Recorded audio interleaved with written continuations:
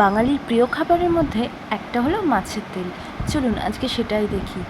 প্রথমে তেলের মধ্যে কিছু কালো জিরে দিয়ে তারপর ঝিরিঝিরি করে কেটে রাখা আলু পেঁয়াজ দিয়ে দিলাম।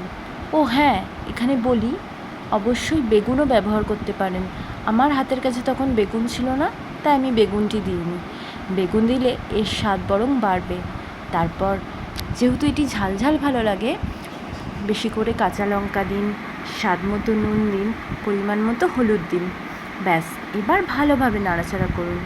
যখন আলু পেঁয়াজ এগুলো ভালোভাবে ভাজা হয়ে যাবে এবং সুন্দর সোনালি কালার চলে আসবে, মাছের তেলটি দিয়ে দিন। এইবার দুটোকে একসাথে নাড়াচাড়া করতে থাকুন।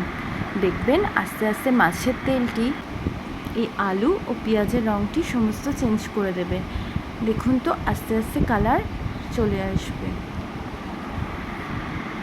দেখুন কালারটি পুরো চেঞ্জ হয়ে গেছে। এইবার আর কিছুক্ষণ থাকলেই মাছের তেলটি সম্পূর্ণ রেডি হয়ে যাবে। হ্যাঁ, ঠিক, মাছের তেলটি প্রায় রেডি। এবার গরম গরম ভাতে শুধু এই মাছের তেল দিয়ে ভাত খাওয়া হয়ে যাবে, বিশ্বাস করুন। টাটা।